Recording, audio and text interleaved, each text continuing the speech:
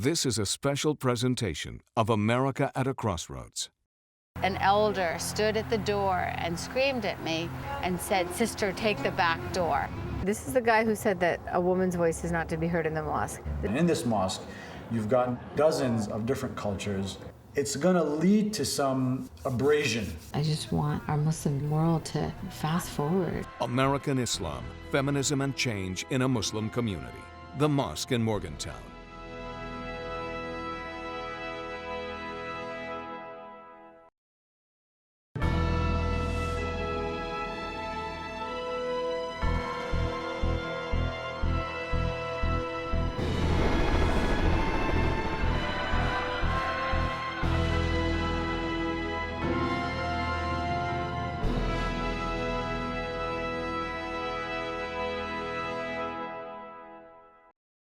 Funding for this program is provided by the Corporation for Public Broadcasting, the Center for Asian American Media, and the Left Foundation Moving Image Fund.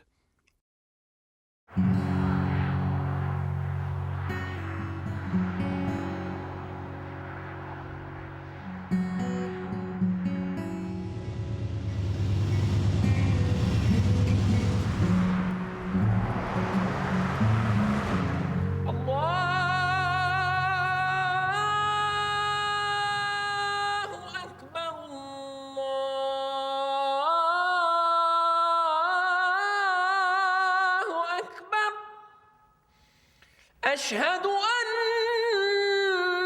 محمدًا رسول الله.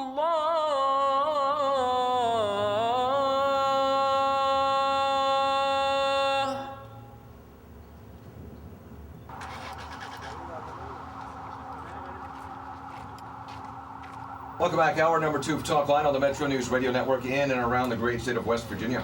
A few more minutes with Asra Nomani. You have a personal battle going on now with the mosque in Morgantown because you believe they are, what, discriminating against women, repressing women?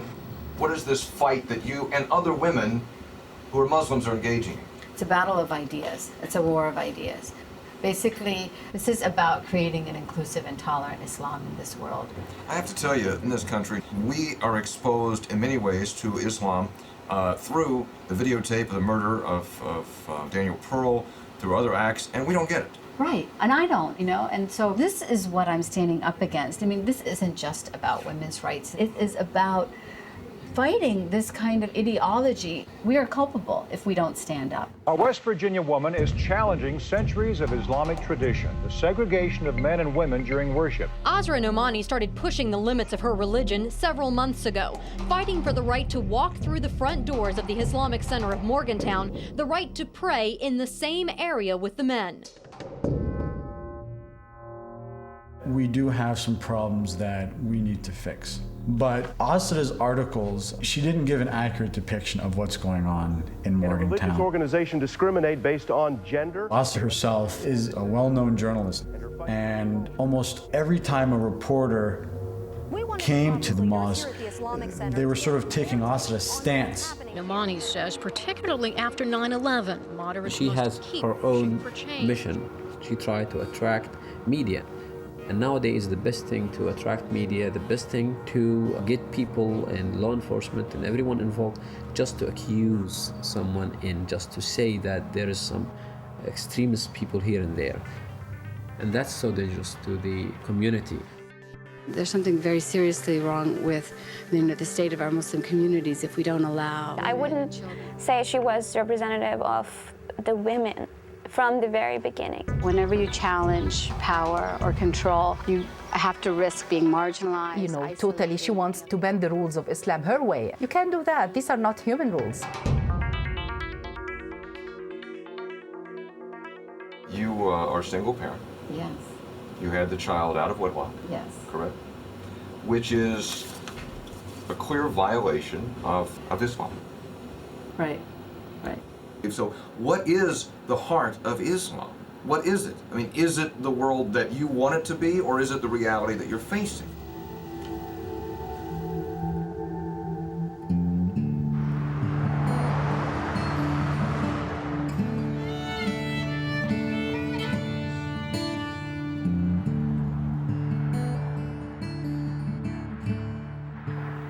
I grew up here in Morgantown. This is a town that I love. I was born in Bombay, India, in a traditional Muslim family. I came to America when I was 4. My father was pursuing the great American dream. He came for his PhD.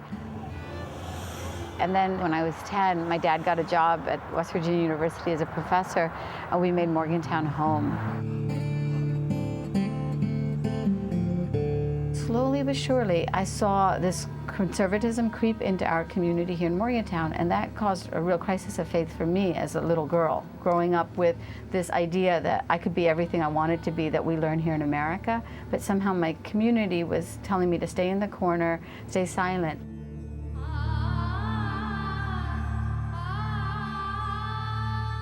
Out of Morgantown, I became a journalist.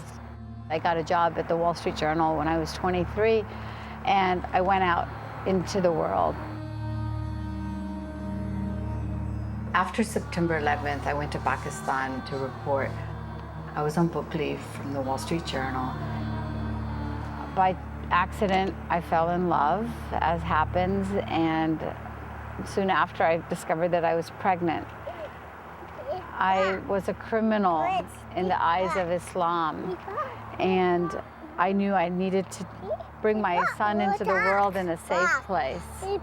Yeah, that's so nice. And my parents still lived here, and there was only one place that I felt could be a refuge for us, and that was Morgantown. First down, West Virginia. First and 10, 12-yard line. Morgantown is a college town. So most of the people attending the mosque are students, male students. You have PhD students, professors, physicians. Even business people have come through Morgantown and stayed on.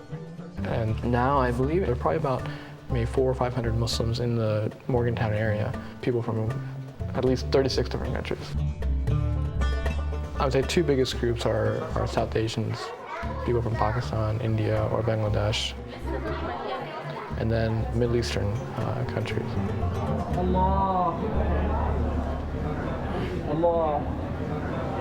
There's one mosque in Morgantown, and in this mosque, you've got dozens of different cultures, dozens of different schools of thought on what Islam should be, and we're all worshiping under the same roof.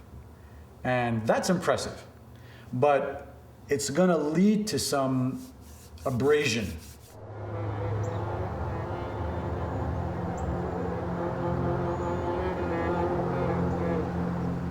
On the eve of Ramadan, the community opened a new mosque. Shibli had just turned 1.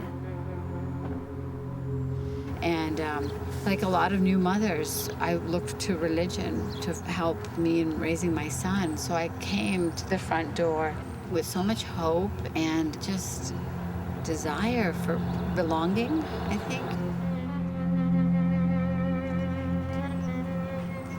But instead, my hopes were really dashed when an elder stood at the door and screamed at me and said, "Sister, take the back door."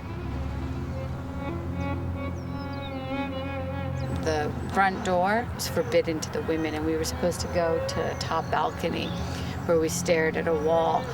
And it took me 10 days of thinking and researching and gathering the strength to actually do something huge on the 11th day of Ramadan. And on that morning, I came in through the front door and walked the front stairwell into the main hall.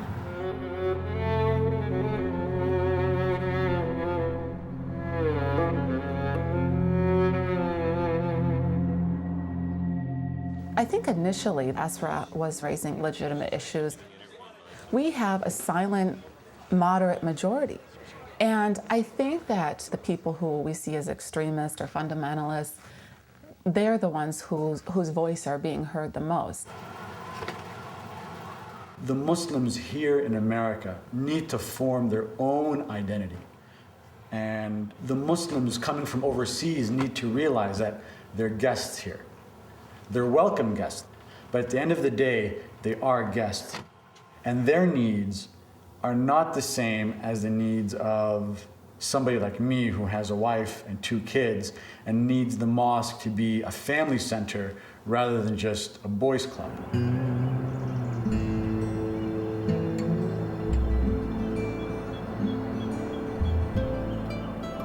All right, this is my war paint. My grandmother taught me that you put the eyeliner on inside your eye, and that protects you from the evil eye. And we need protection today. My name's Asra Nomani. I went to Suncrest Junior High School and Morgantown High, graduated from the university. What I wanted to do was have Ron Justice, our mayor, speak for a few minutes. So if Ron would like to, yeah. First, for all the folks visiting Morgantown for the first time or coming back to Morgantown, I want to welcome you. To the press, we want to welcome you. 20, 25, 30 years from now, people will talk about what happened in Morgantown on this day.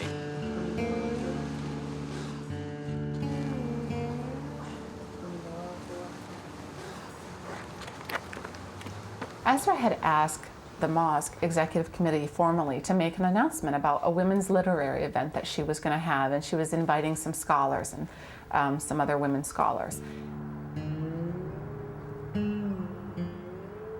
Well, what we didn't know about was that we were going to have a protest march on our own mosque.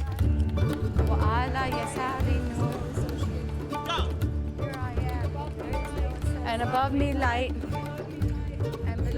Nomani and a group of 7 Muslim women from all across the nation joined in prayer and a march on the mosque, the latest in a line of events that have brought national attention to this religious center. Assalamu alaikum. Okay, there's no signs. No signs.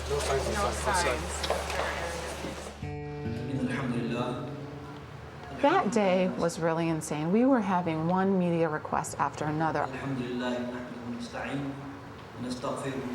It was like, wow, this is really bad coverage. And then we see the police show up.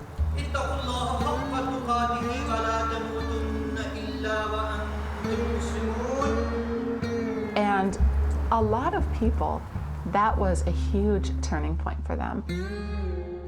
I really thought, wow, I mean, we can't keep going like this. And I think shortly thereafter, within days, is when a petition was started to expel or ban her from the mosque. She's currently on trial for going against traditions with the Islamic Center of Morgantown. Muslim writer may be banned from there because she refused to enter the back door and pray separately upstairs with the other women.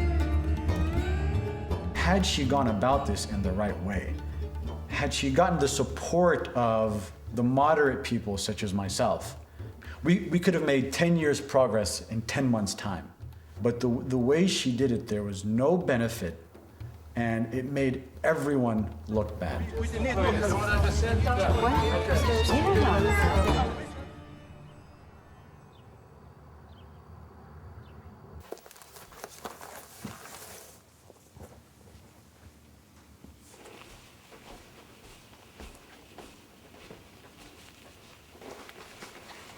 One of the problems facing our mosque was that there was a vacuum in leadership.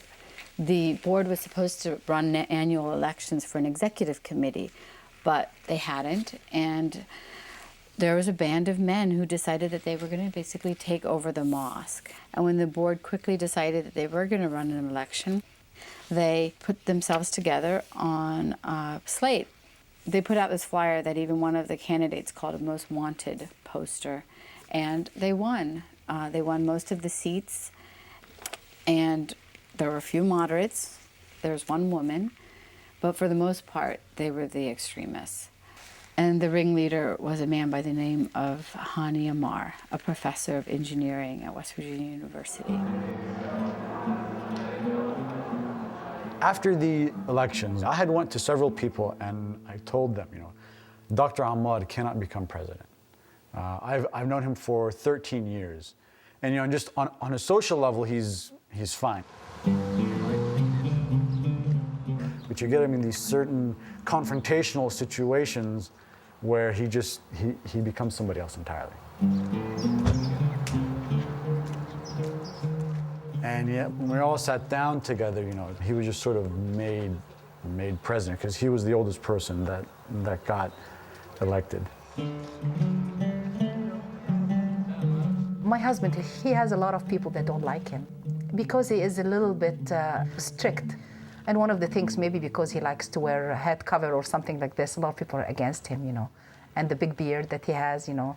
It's just because he says a lot of people after the 9/11 event, especially students, they were scared. But my husband wanted to stand and say, I'm a Muslim, so to declare himself as a Muslim, I'm not afraid. So now in the main hall, I started hearing some really scary sermons. As a journalist, I started taking notes on it. One of them said that a woman who loses her chastity and modesty is worthless. Another one talked about how the West is on a dark path. And a third one said that to love the prophet is to hate those who hate him. I realized that this battle within our mosque in Morgantown was not just about women's rights. It was about greater intolerance. I knew that the stakes were really high. I had this wonderful friend at the Wall Street Journal by the name of Daniel Pearl. We had both gone to Pakistan after September 11th as journalists, and he came to visit my house in Karachi. And I waved goodbye to him alongside his wife as he got into a taxi for an interview that we thought was going to be with a Muslim sheikh. In fact, it was a plot to kidnap him. And I never saw Danny again.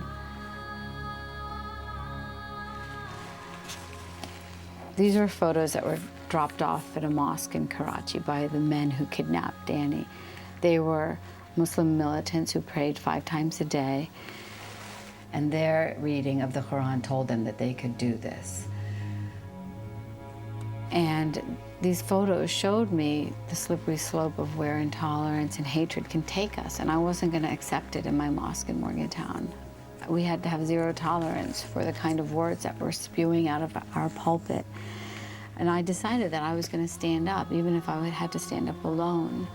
I wasn't going to just watch as a journalist and observe it. I was going to protest, and that's when I became an activist.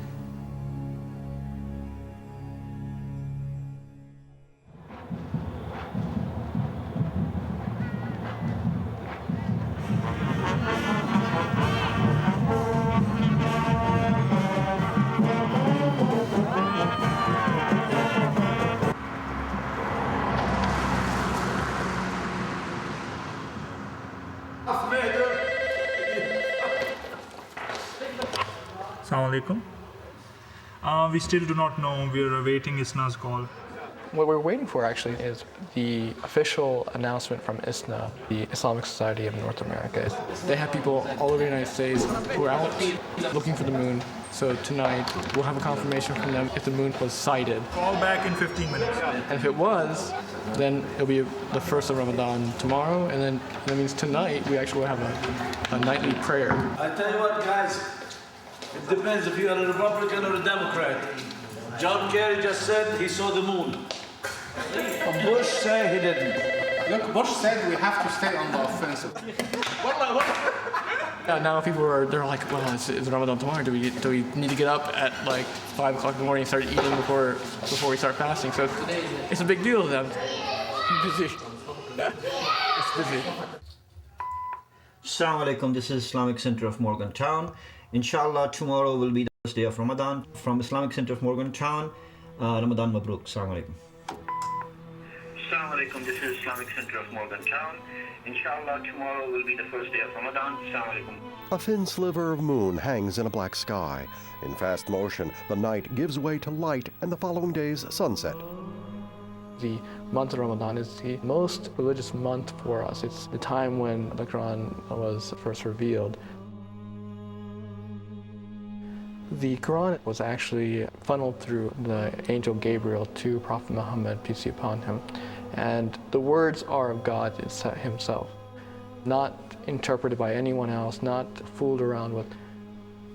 And the Arabic society is picked for this revelation because it was an oral culture.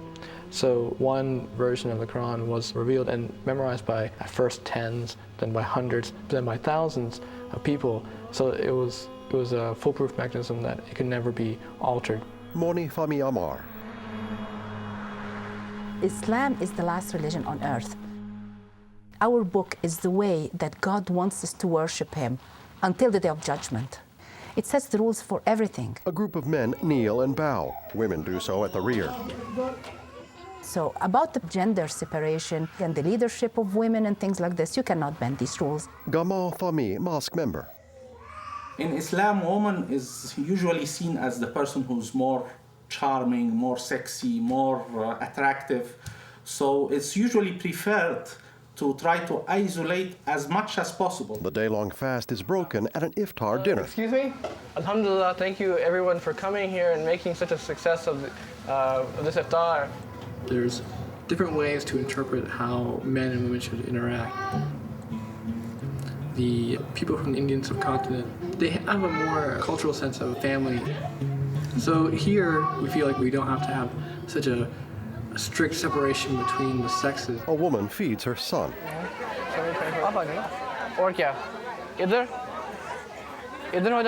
Whereas certain groups, they feel that they should be more conservative. You know, there should be a wall or like a different room and keep away from any kind of temptation. In a kitchen, Christine Arja stirs macaroni noodles into boiling water. Going to these dinners, sometimes it's depressing for me because I feel like, oh goodness, why do we have so many silly things to fight over when we could just sit down as families and be ourselves, and when most people live like that anyway. The same for Zaina. Would you help me out with that? Watch out, guys. Watch out. Watch your head. I converted to Islam actually before I met Muhammad. I think now it's been about 7.5 years. There's a very large Muslim and Arab population in Southeast Michigan where I lived and went to college. And what attracted me most was the belief in one God, that was it. There were a lot of things about the Trinity that didn't make sense to me. Two young girls at a table with cupcakes. Oh my goodness. Okay, that's enough. Another big point was, I think, a sense of order. You gotta have American foods too, right, for Ramadan? Yeah.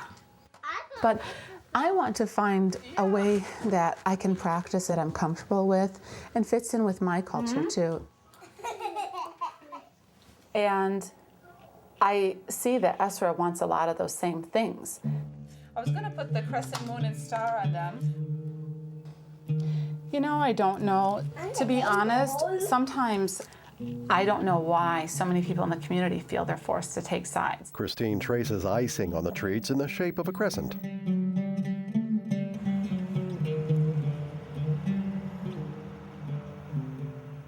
So I'm on the eve of turning my book into my publisher. Standing Alone in Mecca by Asra Nomani. It's the result of my pilgrimage to Mecca.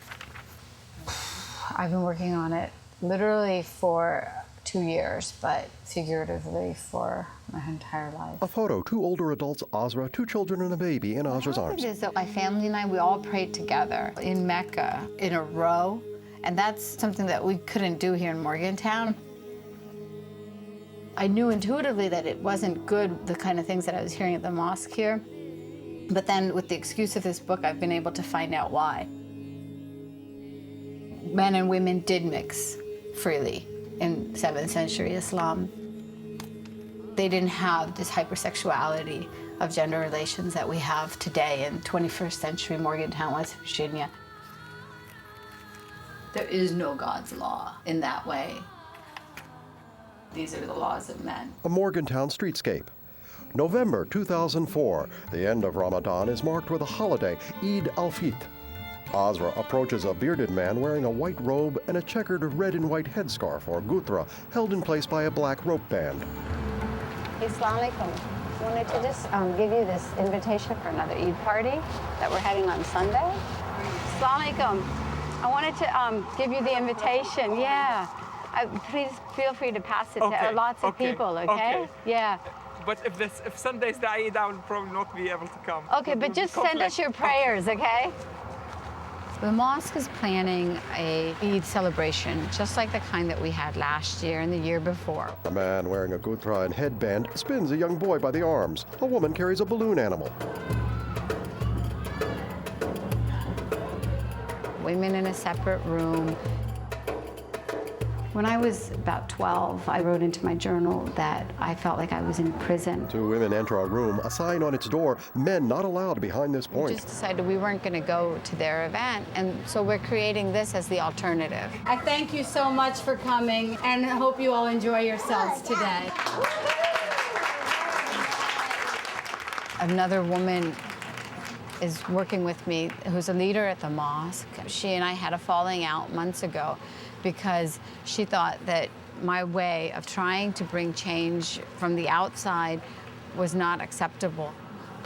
Thank you for being here. And the first poem that we're going to have is going to be... And so for Christine and me to be working together, it's so huge. Thank you very much again. There was a time when I didn't agree with Asra about what people have referred to as her tactics. I was more of the mindset of, let's try to work with this process. Let's try to see if we can't influence what they're talking about. But oh my God, what a great success. Isn't it great? Yeah. Do you think it worked out? But then I guess I would say I've come full circle in this, because after some time and being on the executive committee, I've seen that there's such resistance with certain individuals that I think what she's done was really needed. And I don't think we would have had a lot of change without it. Christine Arja sits with Mohammed Arja, a mosque member. Next, Hana Karar, CNN producer. How difficult has this been for you, facing conservatives versus, the more liberal factions of this community? It's been really painful. I mean, I won't joke that it hasn't been. And I'm on trial at my mosque to have me banned. But ultimately what we're doing is challenging really firmly held traditions, not Islam. Shibli, did you have fun? Did you say Eid Mubarak? Now a small group approaches the mosque.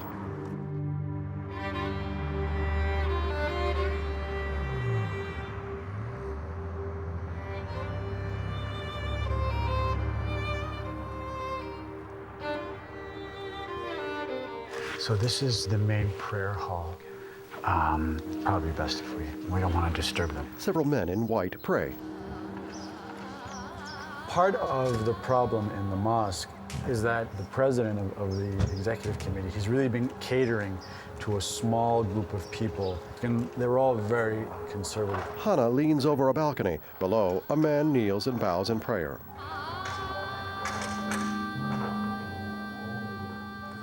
I think the CNN interview about Eid was simply the straw that broke the camel's back. So, tell me, in your words, what is the divide? I think the main issue here is the tension between the conservatives and the non-conservatives, and specifically this tension, how it manifests in including women and children in the mosque. While I was on the committee, Dr. Ahmad set the precedent for unilateral action.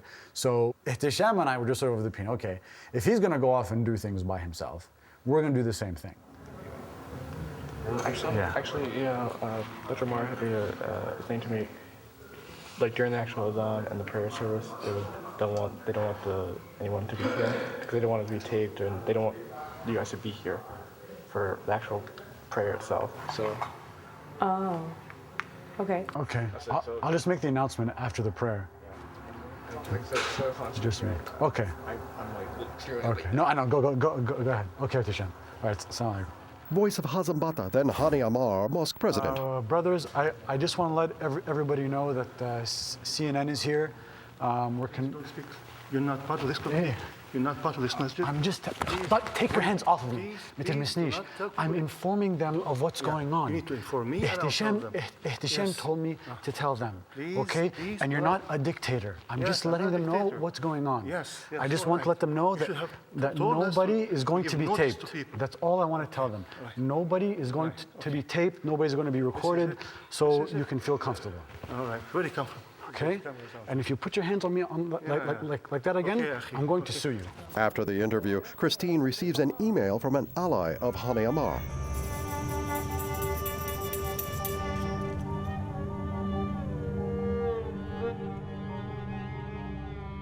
Yesterday, CNN talked with Asra and I, but also had gone to the mosque.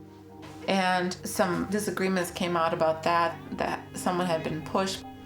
And I just wanted to reply. I mean, I was just sending some emails, and this is what Kamal Fahmy responded to me.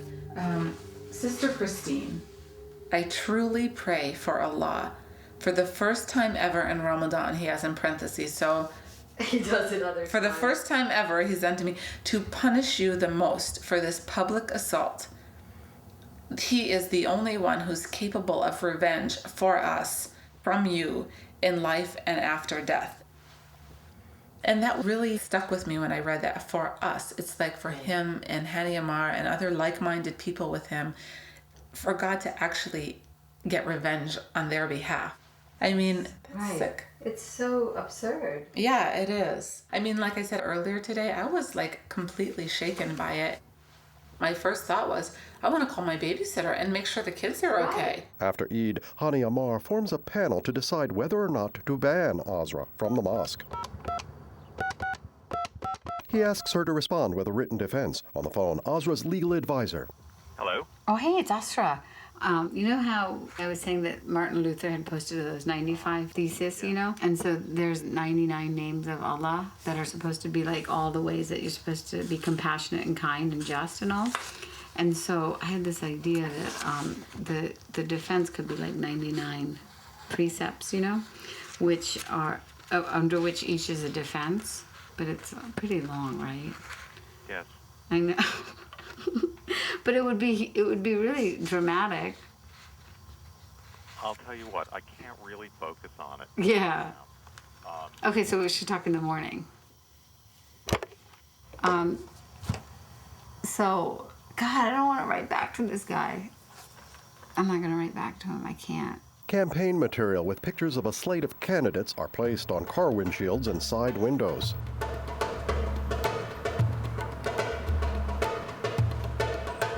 December 2004. Today is the annual election for the mosque's executive committee. The candidates are widely perceived as split into moderate and conservative camps. Ishtisham Kazi, candidate. I think there's been active campaigning from other groups. I'm actually not campaigning because I think that people know generally what is going on in the mosque, what the two conflicting viewpoints are, and I want to see this election be a mandate for how the community goes. If the moderates get voted in, are they going to fight for like progressive stuff or not? Asra points to a flyer on a car. What is this thing here? Look at that. That is so scary. Okay, this is the guy who said that a woman's voice is not to be heard in the mosque. This is a guy who said Jews are the descendants of apes and pigs. This is the guy who said that the men should surround me and scare me. Zafar Nomani, Asra's father. I mean, that's what he said. And they are talking unity, all they are Arabs. Yeah, that's really hysterical. This is pretty comical. Yeah. Interesting. Asra pulls out her cell phone as an opposition member looks on nearby. Hani Ammar arrives at the mosque.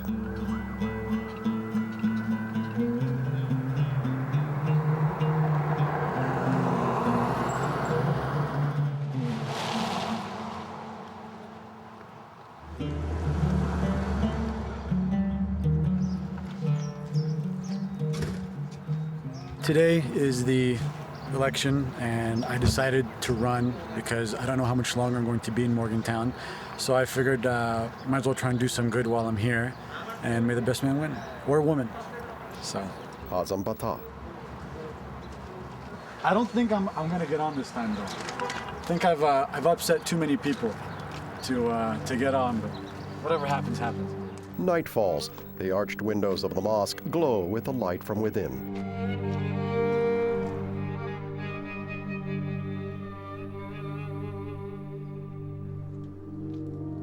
Where do we park? Simply over here. Hi. So the whole right-wingers all won. Hani, the Saudi, yeah. And like they got 60 votes, and then closest moderates got 24, Mommy. Yeah, the moderates once again proved that they can't organize or get out the vote or stand up to the hardliners. Ihtisham Kazi, losing candidate. In the time leading up to the election, it was extremely tense. You know, just in that atmosphere of the confrontation and the controversy, I think that a lot of people misjudged this group. I think that people just didn't have the faith in each other. Ayad Musli, winning candidate. Like I told Brother Tisham before, we are not on one side. We are trying to change things. We know that that group, they have influence in the mosque. We worked through that group. Also, we tried to nominate some people who, if they win, will change things. And we've been successful in that. We had something about the president, Hani Ammar. He doesn't like to. He doesn't like to be president for this. At one point of time, he wasn't even for running for the ICM elections. I think he asked to be not the new president. So this is a new start. Snow coats leafless branches. Geese paddle in the river.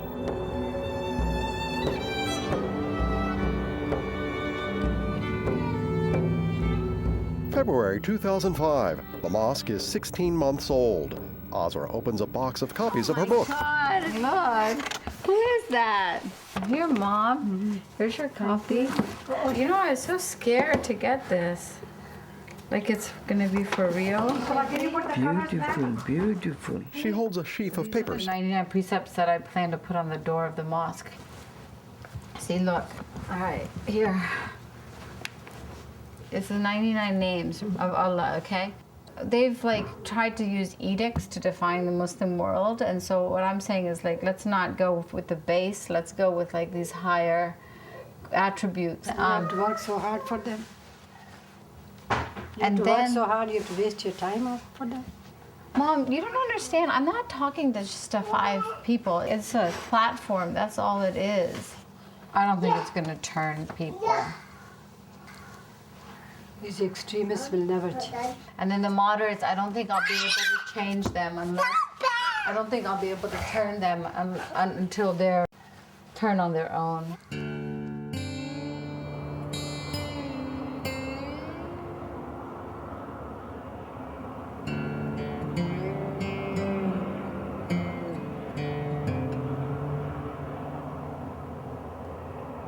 Centuries ago, a man named Martin Luther posted on the door of a church precepts for reform in the Christian church. The folks at the mosque have had me on trial now for almost 7 months. This is my defense. I feel really good doing this. A Morgantown woman is stepping up her own efforts to empower decided to fight for women's rights by posting a message, the 99 precepts. Did it. Completely changing. We're going to change the world starting here.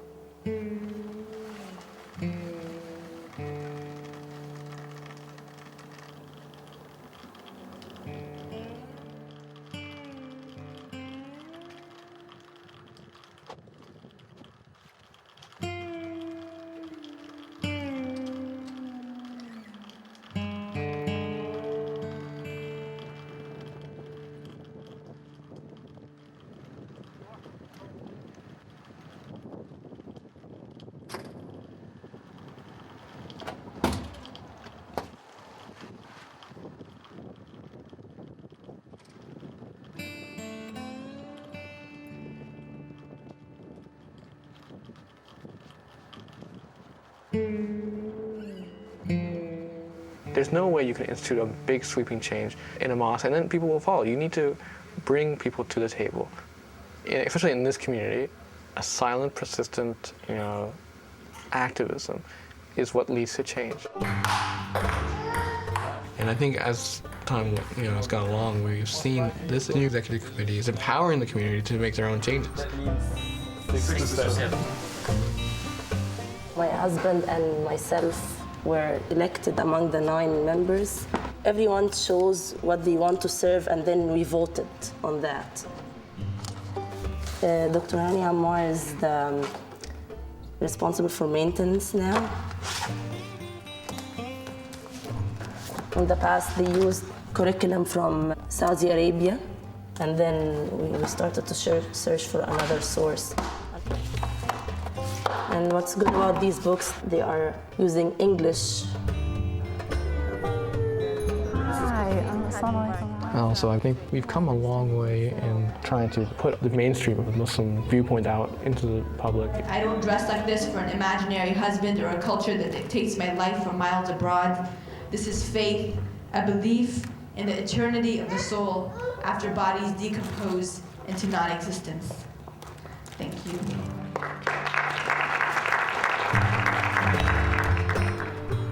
We're also giving the media greater access to the mosque. So this place is exclusively dedicated to women. We're also talking about getting more involvement among the sisters. We might think that there's no need for this place, but a lot of women, they prefer praying here. It's getting there. It just takes time. I used to think that women shouldn't pray in the same hall with men, and this actually was the reason of a couple of incidents happened in the mosque where I shouted sometimes, but I educated myself and I found that I was mistaken. So I encourage, I am pro-women praying in the same hall, just with a significant difference. It's my great pleasure and honor to introduce a woman of courage and grace, Morgantown's Asra Nomani. Thanks.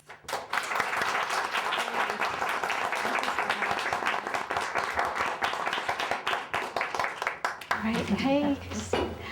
Yesterday marked the start of Women's History Month, and this was the month that I also wanted to have my book tour. So this is the Muslim Women's Freedom Tour has begun here to spread the message, basically. The reason why I include a Bill of Rights in the bedroom as well as a Bill of Rights in the mosque is that women are fundamentally denied their rights from the public space to the private space. Women have an Islamic right to respectful and pleasurable sexual experience.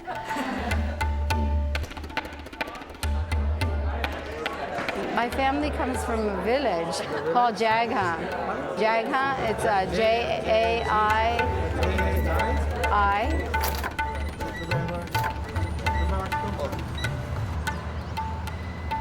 Women have an Islamic right to enter a mosque and to pray in the front. Dude, I'm like literally in this makeup RV for a glamour photo shoot.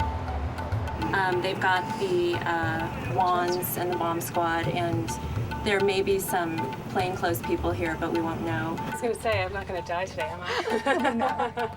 You won't. I'm a single mom, and I will not leave my son an orphan. Strong, powerful, kick-ass, I know. Today is a historic day for women, not only in America, but in the history of Islam. When women walk to the front of the mosque today, it will be a victory not only for women, but a victory for Islam and a victory for world peace. These people do not represent Islam. They are not men and women. And if there was an Islamic state, this woman will be had. Allahu Akbar, Allahu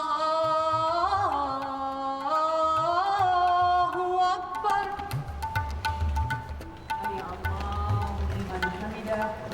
La ilaha illallah.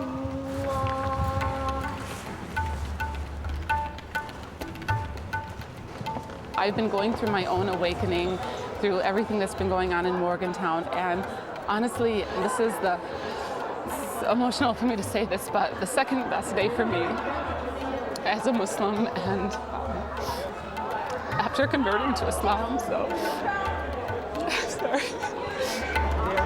Your comments? 20th, 2005. I'm George Stephanopoulos, and this is Nightline. Tonight, she is challenging her faith. We need women's participation in our Muslim world in order to change the world. Through a simple act, praying next to men. It's created a firestorm. I think what Asra is doing, she started behind the men, not side by side. And I think if they just let her sit there, maybe will not have all these things will happen. I think I have the same thought with Nida. And I don't want to judge her, just your intention from the beginning is this. So you believe if they would have let her pray in the back, she wouldn't have gone to the mixed prayer? I don't suggest like that. I mean, because they did. They let her pray in the back. I think she knows exactly what she's doing. I just hope one day she will realize that she is not right. Oh, okay. That's what I hope. I mean, I pray for her. That's what, I used to do that too. Our future depends on a change in the course of history. We can't allow the extremists and the puritanical to define Islam in the world. What does this have to do with extremists?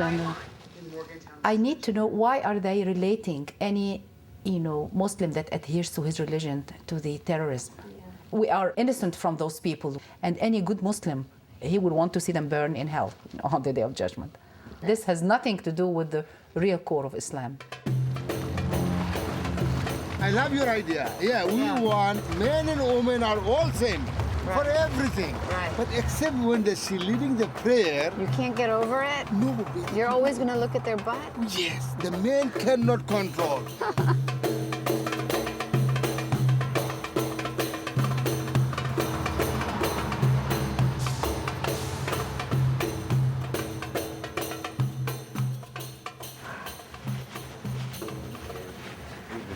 Assalamu alaikum.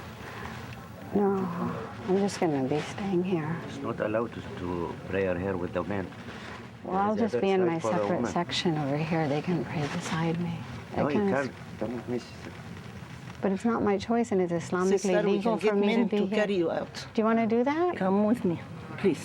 I am your senior woman, and you have to respect me. You can respect the elder. Come on, come on. No, you're not going to just push me because you're bigger than me. Okay. Just cordon it off. I mean, it was so easy. Just bring some more women. They cordoned off that corner. Thank you, brother. Thank you so much. And then they said, let's bring other women. And it was done. Like, that was it. They should have just let it be at that. This mosque has always been considered a progressive mosque. Right. But aesthetically, most of our women wouldn't feel comfortable to kneel down with a man behind. My advice, Islam before feminism. Islam is feminism. Islam is a feminist religion. It is manism also. Exactly. It's not. It's It Tawheed. is not a sex. It's Tawheed. It's the oneness of all people, spiritual equals. And this is what we're accomplishing. However, is that the issue of the Friday-led prayer detracts and distracts away from the real issue of having access to mosques equal and adequate, and having women promoted into leadership positions, being taken seriously as scholars, being taken seriously as national leaders, because of the means that we are adopting, and because, unfortunately, many people understand your struggle as being one that is tied intricately to selling your book. That's what you believe. No. I have bought both of your books, and I am a fan of your work, and I read you when you were with the Wall Street Journal. How is it that you can take a person's hard work, which happens to be through the pen, and which simply happens to coincide with ambushing mosques and trying to make an issue? Why is it that I have to be denied my ability to do something that is halal? Allow me my path. You did not show respect to your people. You did not show respect to yourself. You didn't respect anything. I respected God, and I respected divine law. Don't have the crap talk. I pray for you. Lala, you don't need to pray for me. I wasn't speaking to you. Don't you ever say that. Well, I don't need your prayer. You are nobody.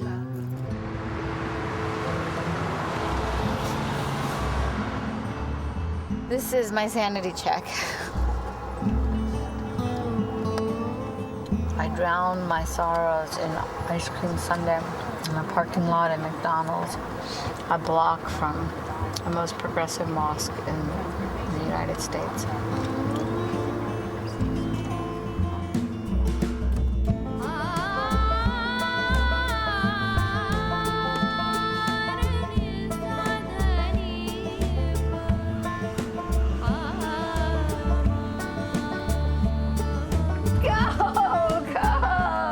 It's been 3 months. Nice, Shibli, come on upstairs. Now I come back and I am so happy to have like an inspiring home to raise my son.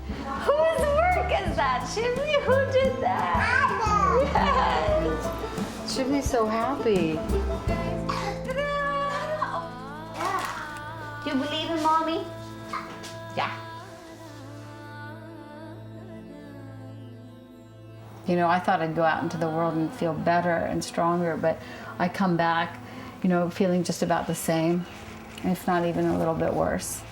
I don't feel like I'm working with the whole movement behind me.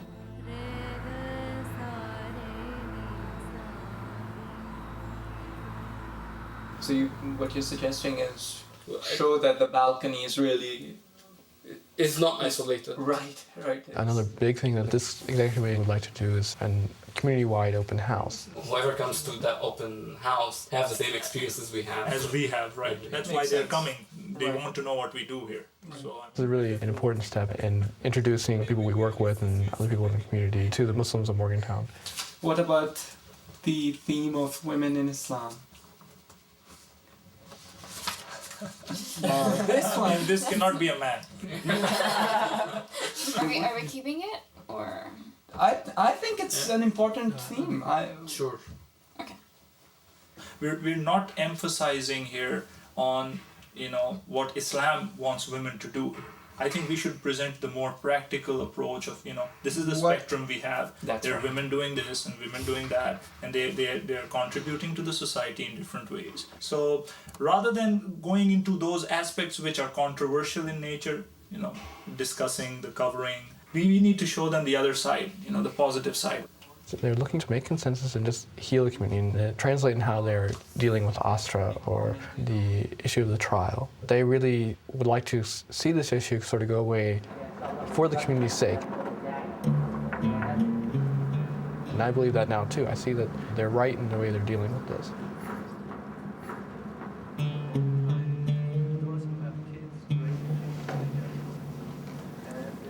Okay. The next suggested item on the agenda is to have an open house for the Islamic Center of Morgantown. This actually should have been done way back when we opened the mosque. So obviously, like, we know why we haven't had an open house. We haven't had an open house because we haven't been able to resolve the conflicts within the community that very much relate to the issue of the trial to banish me from the mosque. What's the request from Asra? Is it an apologize from us? No. So the request is to know whether you are banned from the mosque or not. Yeah, I mean, That's all your request. it's so crazy, dude. Things are so simple. No, seriously, that's what's so pathetic, is that it's so simple. Don't you think it's enough time? If it was taken seriously, it would have already been done? Well, here's the issue. Either we accept some kind of responsibility as leaders, or we simply I have to continue. say here that because of your articles, the people that you mentioned as, you know, extremists, a lot of other people have suffered a lot too. Listen to me, first listen to me. Yeah. Look at the sermons they were giving, you know. They were like, you know, and then you say like, you know, we should not call them extremists. No one here is without fault.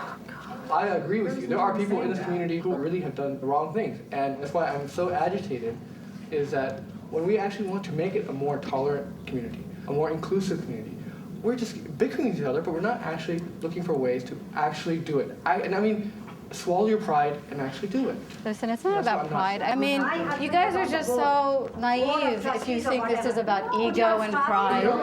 You know, you guys, fine. You want me out of this ridiculous community? You're just like, you don't want to talk. We're so naive. I mean, we're so naive about like what, we're part of that global society. The problem is there's no compromise on either side. What is there to compromise on at the Sham? Excuse me, like, this is the whole thing. You're always making looking and like, Tell me oh, these what- are the total evil extremist militants.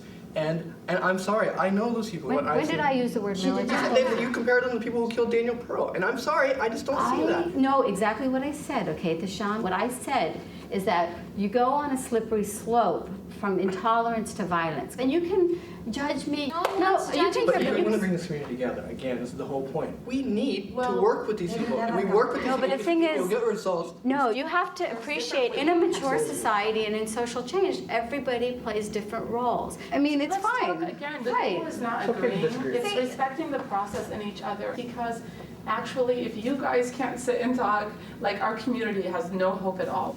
And that would make ourselves better Muslims. And things that are there in Islam, I'm not doing them. I don't cover myself. I don't wear hijab like that, like I'm supposed to. You know? Not supposed to. I mean, you're. Well, Islam does say It doesn't say that, and you have to acknowledge that there is a difference. If you are This is Islam for you, it is not Islam for us.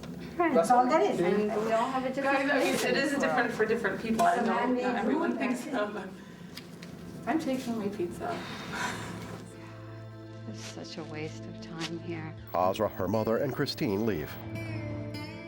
It was another moment in which the community was just trying to brush our issues under the rug.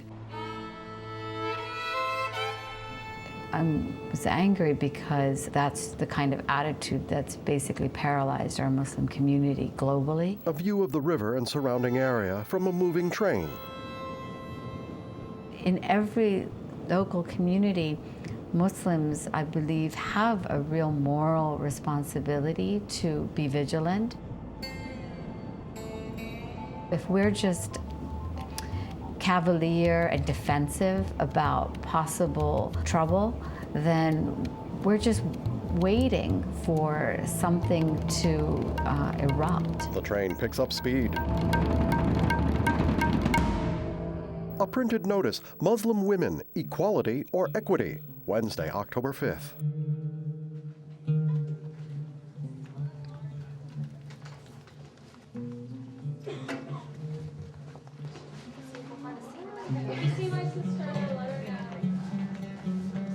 October 2005, the Muslim Student Association has invited a speaker to campus on the first day of I Ramadan. was told that Yusuf Estes, was not some radical Muslim cleric. About how many people do you think will come? That he was a player in the mainstream Muslim community, not only in America, but around the world. My name is Asra Q. I'm past vice president of the Muslim Student Association. I was asked by the current MSA to moderate this talk tonight, Muslim Women, Equity or Equality. And with that, I'd like to give the floor to Sheikh Yusuf Estes.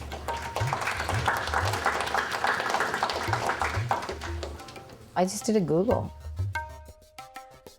I did a Google on the name Yusuf Estes with quote marks. Estes, former Christian minister, before and after pictures with and without a full beard. And I started hearing his audio tapes. And I couldn't believe what I heard about how you deal with the disobedient wife. Wassalamu alaikum wa rahmatullahi wa barakatuh. I can tell from that right away we don't have a whole lot of Muslims in here today, do we? MashaAllah. Domestic violence is a real problem in our community. So I decided to write about it in the local student newspaper where I used to work, and I basically just laid out the facts. I heard him say, first reprimand the wife, and then second, turning her away from your bed. And the third thing he said to do was roll up a newspaper and give her a crack. And then he said, take a yardstick. The treatment of women and men in Islam is not equal. How many people believe what I just said? He holds his hand up and looks around the room. Good man. They're not the same. Can a man have a baby? Huh?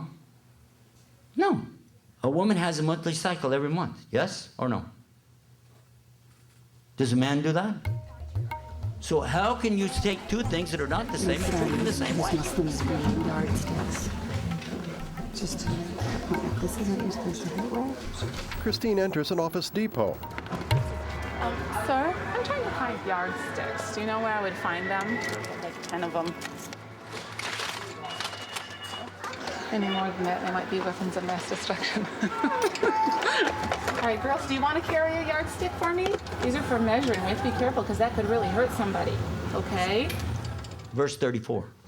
It said, men are the protectors and maintainers of women because Allah has made one to excel the other, and because they spend from their means for the women. Therefore, the righteous women are devoutly obedient to Allah and their husbands, and guard in their husband's absence what Allah has ordered them to guard, meaning their private parts. As to those women on whose part you see ill conduct, admonish them, refuse to share their beds, and وَضْرِبُهُنَّ. I left one word in Arabic because this is a very important subject. وَضْرِبُهُنَّ. From the word daraba. What does daraba mean?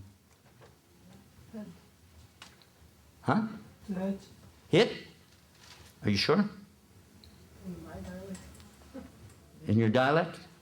Let me share something with you. I'm only going to refer to this because I don't know about all the different dialects. 10 chapters down the road here is chapter 14 called Surah Ibrahim. I just volunteered you. This is the verse 24. Alam tara kayfa daraba Allahu. Does it say daraba? Yep. No, what does it mean? Allah is going to hit you? Nope. Actually, it means to make a point. Make your point. How does this strike you? Huh? Oh, it hit me the other day. That's daraba. Go sit down. But this is where some men have really taken advantage of some women. This is out of context to say it like that. That's why I left it in the Arabic language. Excuse me, I wanted to... There's no time right now because we're wrapping this up, okay? Sorry. We can't have a question about this You issue. can have it, but I can't take it. We do have one place you can send your questions to, though. You can write this down and then email it. Everybody knows what's email. askislam@aol.com. So I visit here about every other year, and I hope, God willing, inshallah, I'll have a chance to be with all of you. So are you going to answer the question about your, excuse me, we do have an important question as to whether his translation included the idea that you roll up a newspaper and smack a woman, and that you take a yardstick and also hit her? Do you discredit, if you have do you a problem, discredit yourself why don't from you that take it position? outside? No, this is about you. I mean, why do we have to send questions to you electronically? If you want to share all your problems, tell it to people later. We don't want to hear it. A civil dinner here. We have food outside. I hope it's enough because I don't think we expected to have this many people. But if it's not, please forgive us, and we'll try to bring more next time. So I'd like to thank you all for coming. And if you have any questions. Well, Itasham, I want to just say for the record, I mean, that was really disappointing that you didn't have him address questions. That was very disappointing that you'd not allow him to address questions. I mean, I've never seen that happen at any event. Attendees fill plates at a buffet. Asra's father stacks the yardsticks against a wall. You can. I don't mind somebody hitting me with a newspaper. It's never gonna hurt you, that's for sure. It's just like, kind of like a wake-up call, like, hello, Allah said something about this in the Quran, and this is the last resort. But it's not something that could be contributed to, or attributed to, like, domestic violence, or that kind of stuff. Men kneel and bow in prayer near plates of food.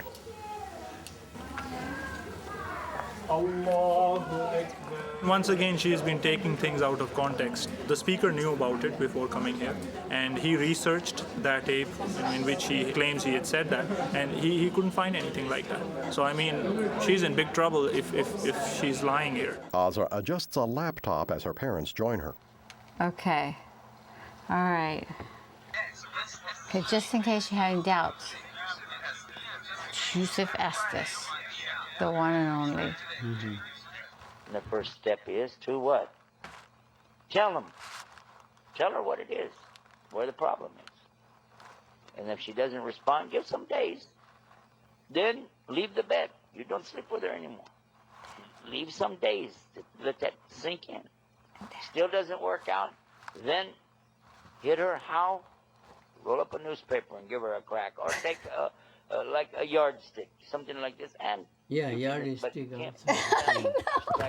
Oh my. Oh, and then he has another one on 9/11, and it quotes this total freak saying that it was a conspiracy by Americans. It is sad, and this is not the Islam. It's But the thing is, Dad, that's my whole idea now. It's just like, what, I mean, are we gonna like chase a dream of an Islam that doesn't even exist? She turns away. God.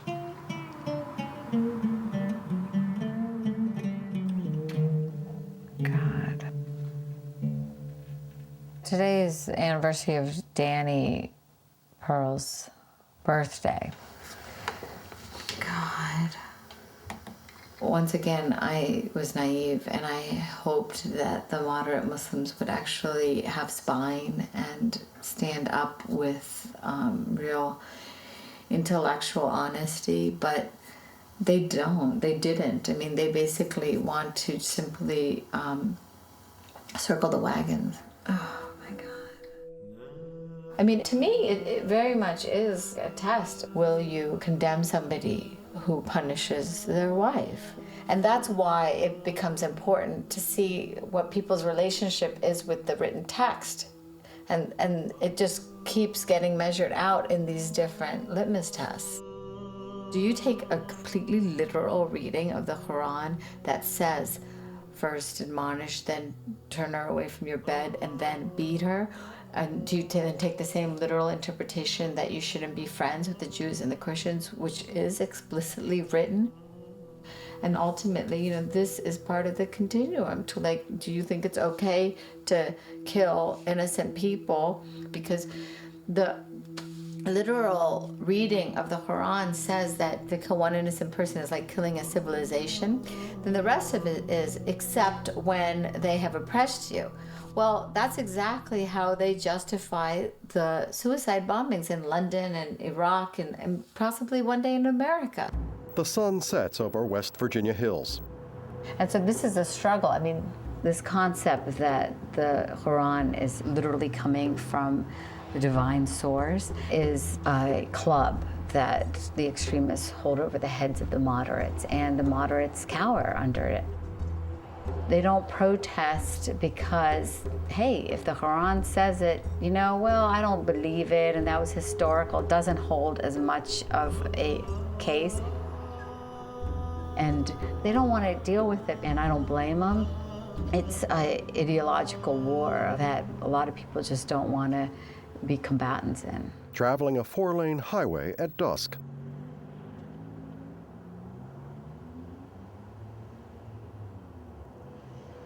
Now at the mosque. Asra really wants us to stand up to these people that we don't agree with. And my question is, why do we need to stand up? Why can't we just sit down and talk? I think the problem is that once you start using labels like extremist, you cannot have a rational discussion.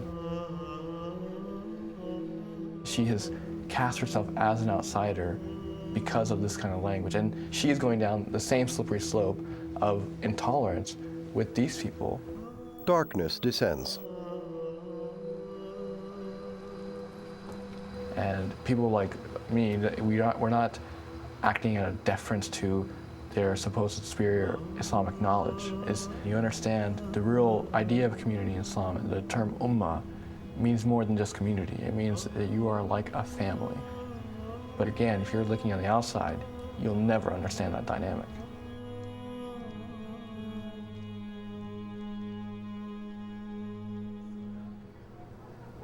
But, maybe the constant attacks on the community is forcing the community to mature. A note on a flip chart, voting is in the library room. The mosque holds its annual executive committee election. Thank you for all the hard work, guys. If you don't mind, brother, Ihtisham and his wife Tassin earn seats on the new committee. The mosque holds an open house for the Morgantown community. Hi, how are you? Thank you very much for coming. There's a lady coming. And then there's a special concentration in the Quran on Jesus, peace be upon him. The principle of Islamic dress is modesty. It's not any kind of oppression or anything, but this is to create a pious society. I'm going to go down to the second part, which is the prayer. Women in the balcony pray and watch men pray in the hall below.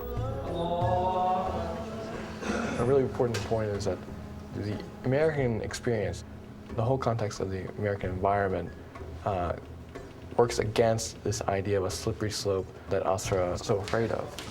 November 2005, Eid al-Fitr, the end of Ramadan. The mosque is 2 years old. Brothers and sisters, we'll go ahead and start the dinner for the adults. We'll have the ladies go first, and the men will go afterwards. Okay. As suggested from the crowd, we'll have men and women go at the same time. You know, like people coming together. Happy. And they're helping make this American Muslim identity. You know, we're all living this dream / struggle / reality of trying to incorporate, you know, our Islamic beliefs into the American dream. Balloons festoon the dining area. The parking lot of a Chuck E. Cheese. We're here now tonight to celebrate Eid at Chuck E. Cheese. We've gone through a year of hell within the community. It continues. But, you know, we remain either foolish or persistent. And I think we're not foolish. And so did you check out the moon above Chuck E. Cheese?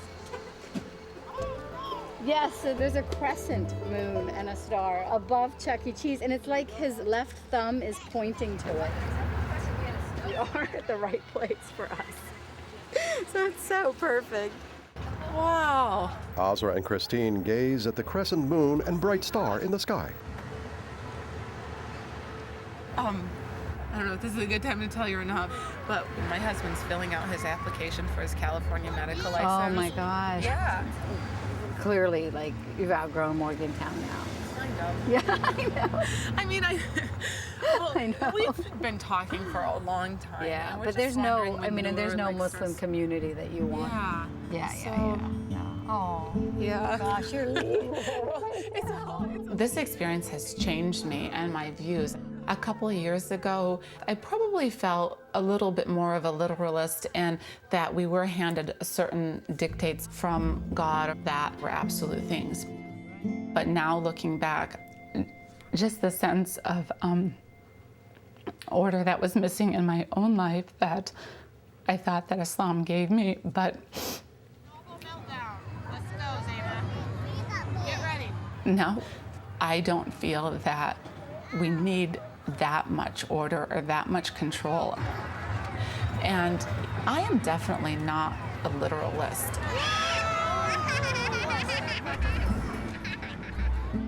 Are you guys running around? When we're given words, they're words. And so I don't think there's an absolute truth behind those words. Inshallah, we will do this again and show our children the joy of Eid. Assalamu alaikum. Men and boys stand in a group, raise their hands to the sides of their heads, and lower their hands. The whole point of a religion is looking for divine guidance. And from our Maker, who knows us the best, we were given clear laws. And it might not be politically correct. There's many things that might not be politically correct, but those laws, you know, are what make Islam Islam. The males kneel and bow in prayer. And like Tassin and myself, we're always very conscious to try to not to put our own interpretations or our own thoughts into what we try to say is Islam, because, you know, that's very dangerous. It's interceding with God and trying to change God's message.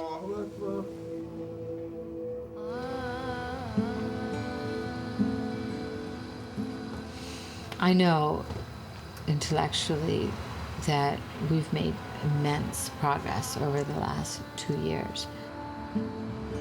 It's just that, to me, it is basically all or nothing. I just want our Muslim world to fast forward with some real critical thinking and soul searching instead of this defense mechanism.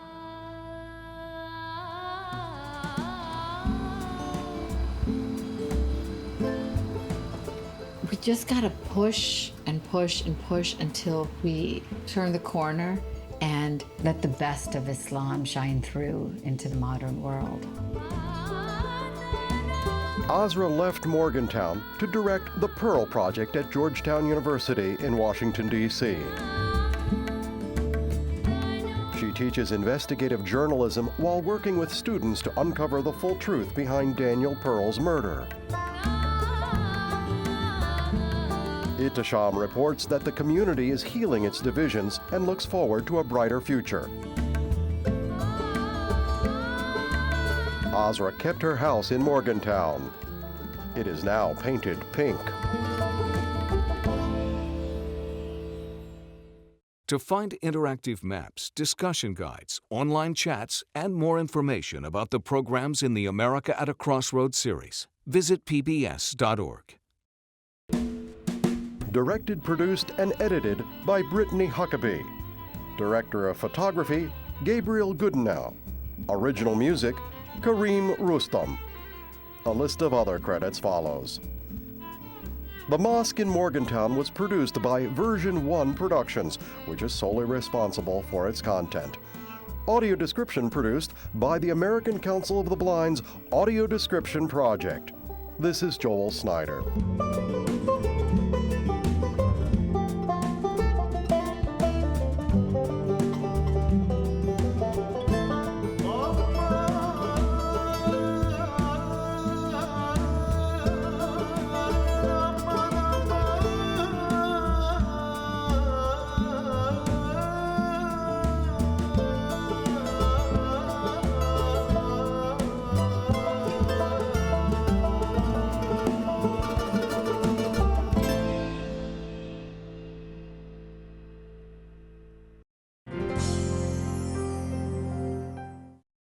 Funding for this program is provided by the Corporation for Public Broadcasting, the Center for Asian American Media, and the Left Foundation Moving Image Fund.